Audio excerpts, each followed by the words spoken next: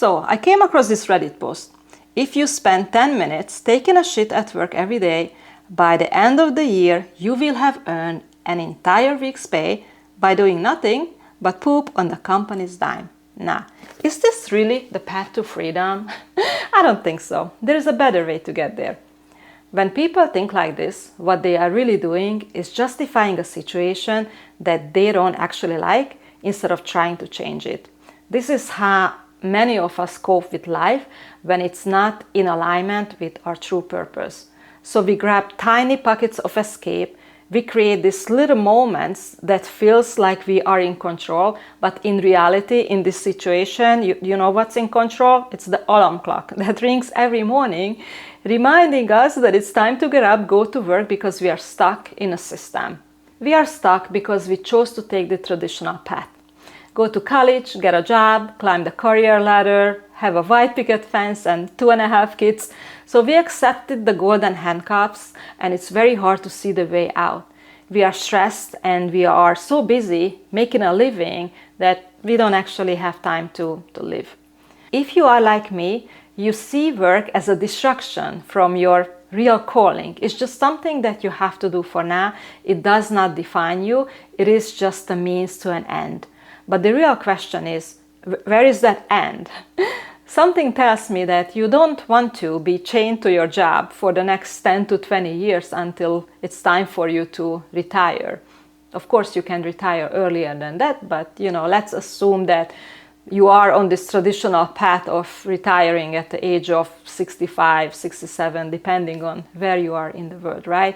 So how many times do you have this feeling, how often, that you just want to throw in the towel and walk away from it all and light the match behind you? Depending on your circumstances, you may be playing with ideas like, what if I sell everything that I have and buy a camper van and start traveling?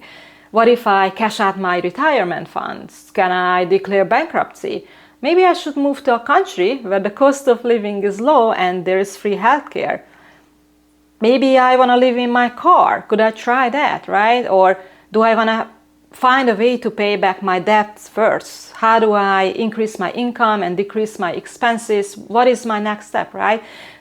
There are no options off the table when we are feeling trapped.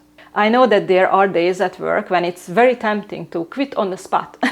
And maybe that's what you need to do so that it would light a fire inside you, so then you would have no choice but to figure it out.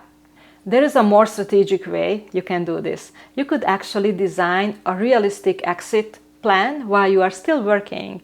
You could redefine what success means to you. You could assess what your core values are, what brings you joy. How do you really want the second half of your life to look like? And I would focus on authenticity, right? Because chances are that you spend decades at workplaces, situations that didn't really feel aligned with who you are deep down as a person, right? So it's your chance to take back control. It is possible that you don't even know what you want. You just know that this is not it. And if that's how you feel, I can relate.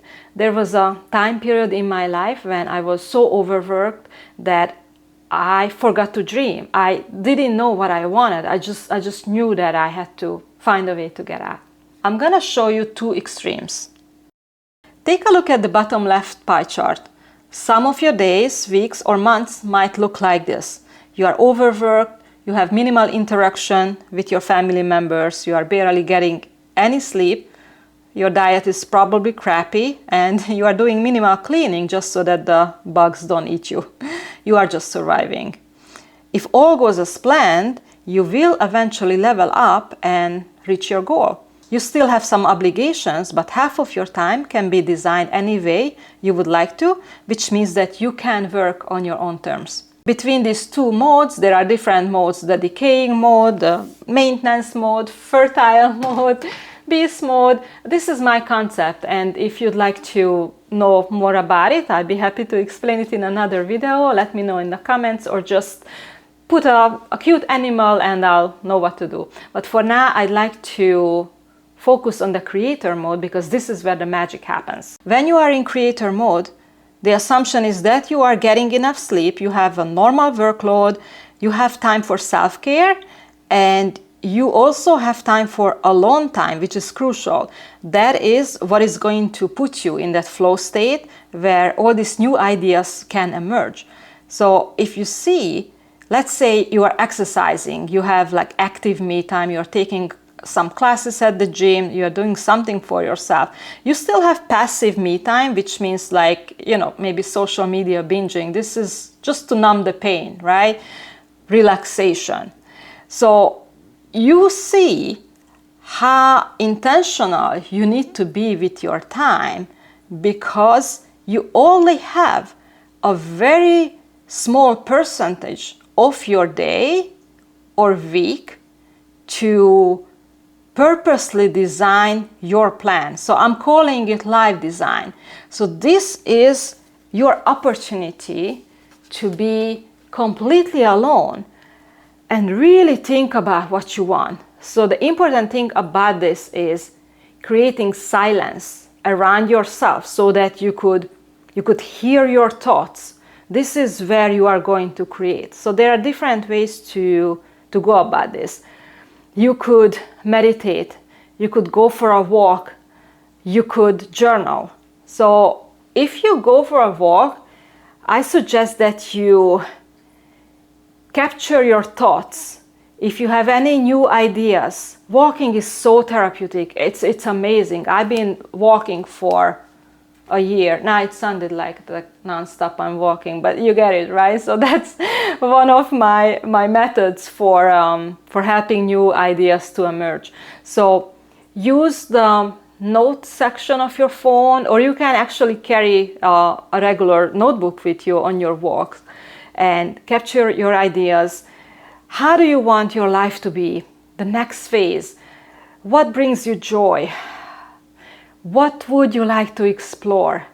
All these thoughts, just let them come to you and be alone.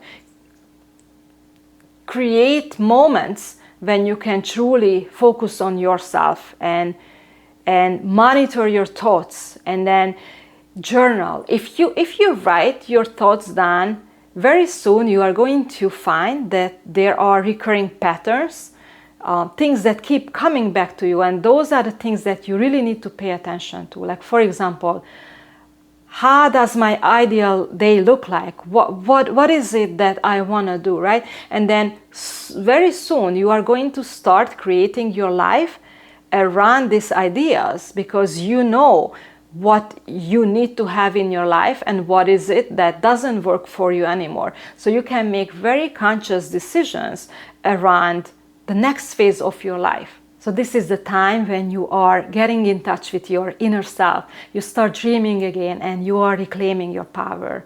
You are consciously designing the next phase of your life. I encourage you to assess how you could harness all those skills and knowledge, experiences that you gained and acquired over the years and over the decades, so that they could help you escape from the 9 to 5. You have values that you could share with the world, things that you could teach others. You are steps or miles ahead of many people who would be happy to learn from you.